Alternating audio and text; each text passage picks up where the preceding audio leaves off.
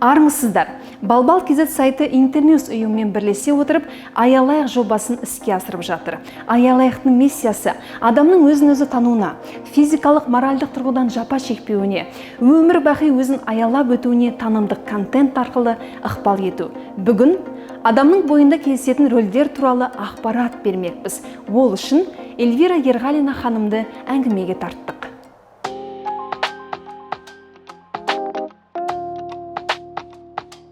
Әрбір адамда эго бар, ішкі мені бар.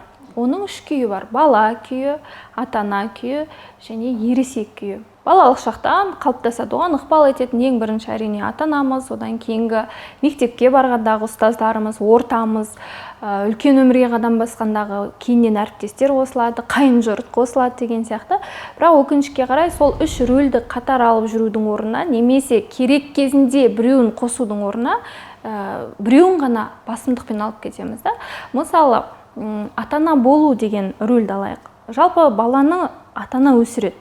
Ата-ана бар, немесе оның орнын басушы болады кез келген уақытта, балалық шақтан. Ата-ана кейін өзіне көшіріп алған қыз-келіншек өзінің баласына ата-ана болады, одан бөлек айналасындағылардың бәріне ата-ана бола бастайды. Мысалы, күйеуіне не анасы, не әкесі сияқты қарым-қатынас көрсетуі мүмкін. Оның қолынан көп нәрсе келмейді, оған бір нәрсе болып қалады, бір нәрсеге ұрынып қалады, оның орнына мен жасай салайын, немесе ол ұмытып кетеді, істей алмайды, қорқақтайды, қорғайды, немесе сенім арта алмайды. Балаға әдетте сеніп тапсыра алмайтын сияқты. Солай күйеуіне, айналасындағы достарына, қайын жұртына, әсіресе әріптестеріне, тіпті жұмысына, тіпті ақшасына ата-ана болып кететіндер бар. Ал ата-ананың өзі өте қамқорлық көрсететін мейірімді ата-ана, немесе сынайтын, қағып алатын, қатал ата-ана болады ғой. Немесе егер сол қатал ата-ананың рөлін үнемі арқалап жүретін болса, онда баласынан, кішкентай баланың өзінен ересек адамның тірлігін талап етуі мүмкін. Немесе айналадағы адамдарға үнемі сын айтады: мынауың дұрыс емес, мынауыңды жөнде, мынау болмайды, сен жасай алмайсың. Яғни бұл айналасындағыларды әлсіз көре бастайды. Күйеуін, достарын, әріптестерін, тіпті ересек болып кеткен балалардың өзін әлсіз көре бергендіктен, яғни ата-ана деген үнемі баладан биік болады.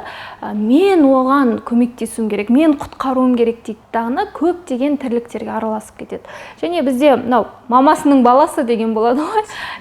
Осындай қыз-келіншектер өкінішке қарай 30-ға келсе де әлі бала болып жүретін балаларға қатты ықпал етуі мүмкін. Ал енді бала рөлі деп алайық, бала состояниесі деп айтады. Жалпы бала негізі әрбір адамның ішіндегі бала өмір бақи керек.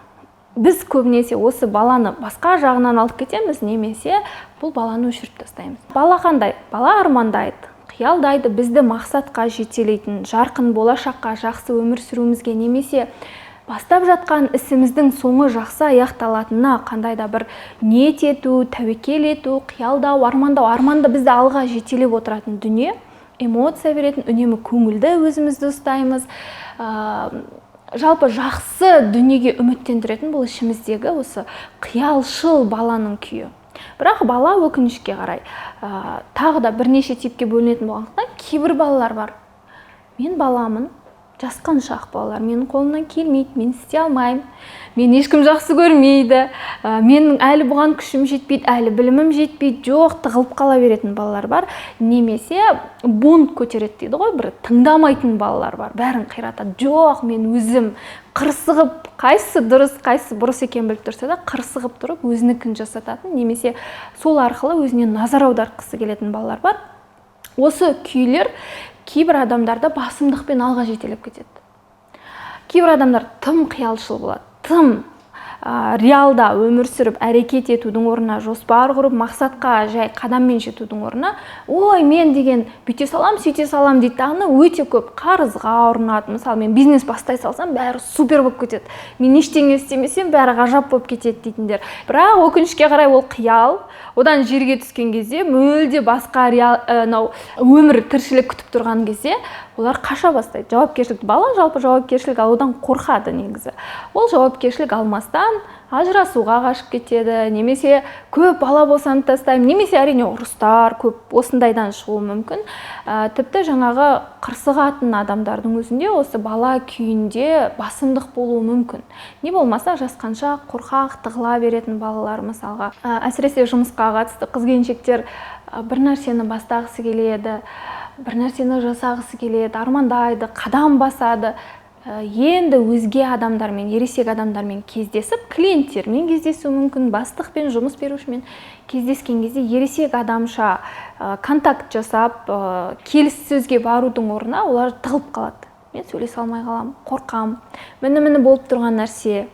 Көбінесе қыз-келіншектерде болып жатады, әсіресе бала күйінде. Және өте көп кездесетін нәрсе жауапкершілік алмау, жауапкершілік алмай қашып кету. Не болмаса әсіресе бар ғой, эзотерикаға көп сенетін біздің қыз-келіншектер көп кездесіп жатады. Жаңағы бір нәрсені жасай салсам, мен қатыспасам, бірақ ол келіп сырттан келіп жасап берсе. Енді жалпы кішкентай балаға үнемі сүйемел көрсететін ересек адам керек.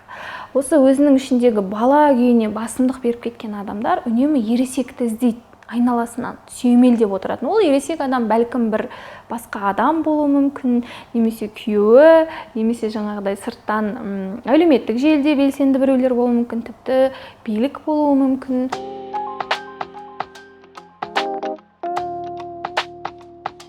Ал енді ересек адамның күйі бар.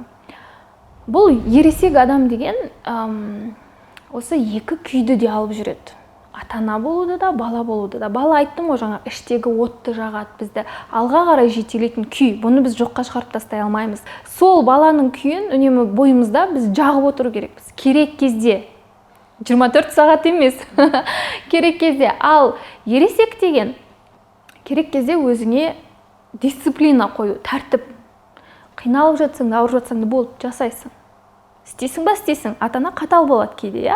Қиын нәрсеге бізді итермелейді. Сол сияқты өзімізге қажет жауапкершілік алатын дүниелерді жасату, немесе өзімізге қамқорлық көрсету. Шектен тыс жұмыс істеп кетсек, шектен тыс мәселелерді шешіп кетсек, тіпті кей уақыттарда болады.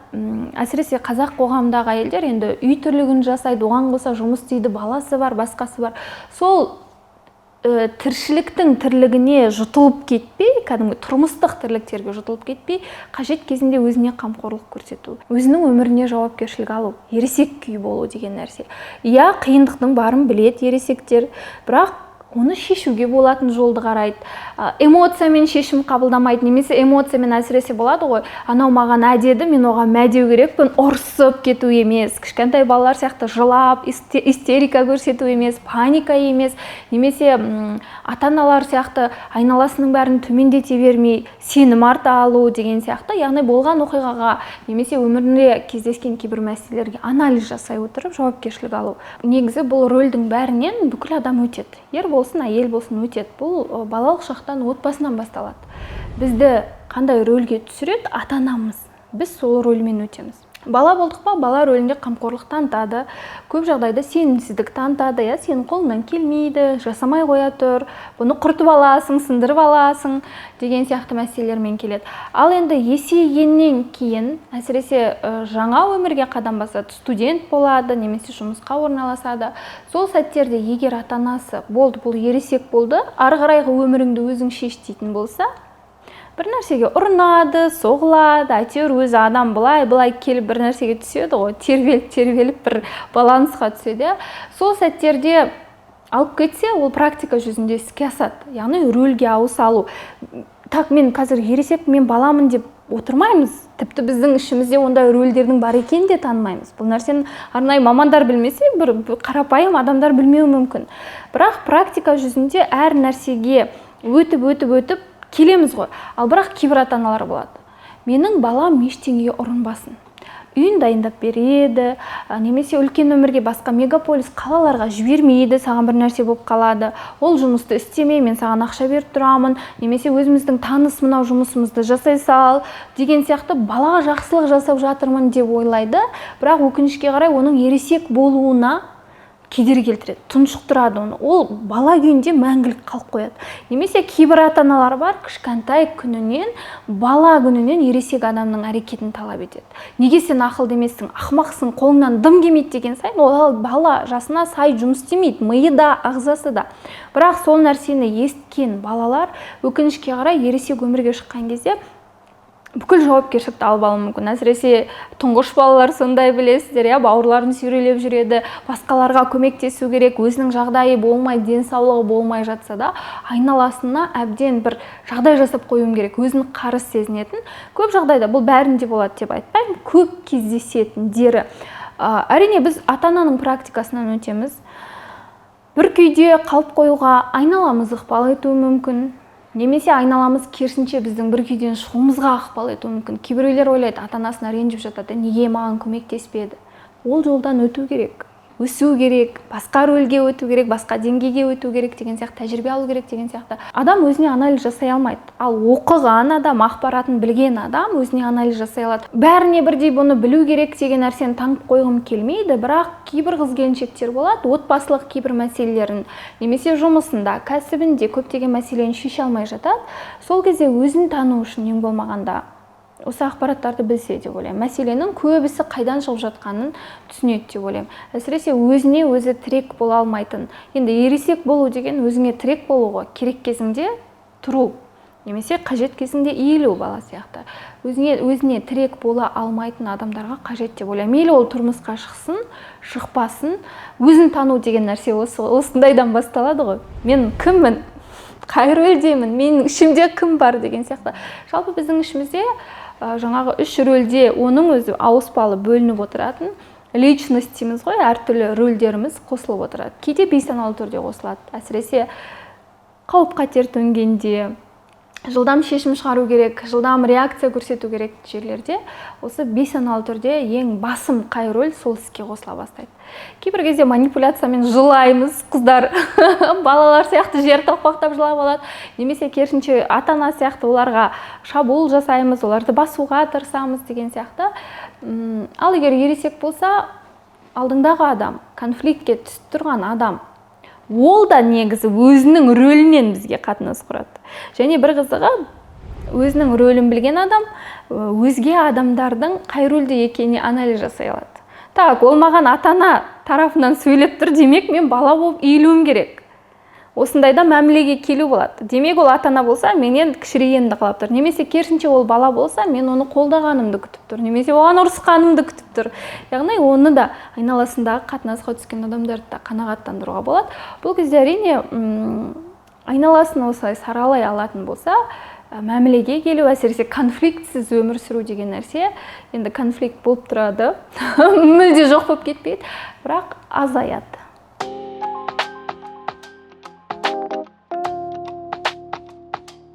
Аялайық жобасы арқылы қыз-келіншектерге мүмкіндігінше ағартушылық бағытта қолдау көрсету, өздерінің өмір жолының жарқын болуына қандай да бір үлес қосу, қазақ тіліндегі контенттің дамуына үлес қосып жатырсыздар. Осы жоба авторларына рахмет айтамын. Ал экранның ар жағында көріп отырған қыз-келіншектер болсын, ер азаматтар болсын, мейлі бала болсын, ересек болсын, ата-ана болсын, қайсысы болса да бүкіл адамға ең алдымен өзіңіздің жаныңызды аялаңыз дегім келеді, тәніңізді аялаңыз дегім келеді, және біз айтатын, біз ұмтылатын бақыт бар. Ол әркімде әртүрлі болады, сол қолыңызға түскен бақытты аялаңыз.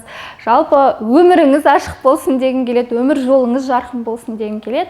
Көп сұрақтың жауабы біздің ішімізде. Біз көбіне сырттан іздеп жатамыз, ал ішімізге үңілген кезде өміріміздегі ең қиын деп ойлаған проблемалардың өзіне жауап табуға болады, және олардан шығатын жол да табылады.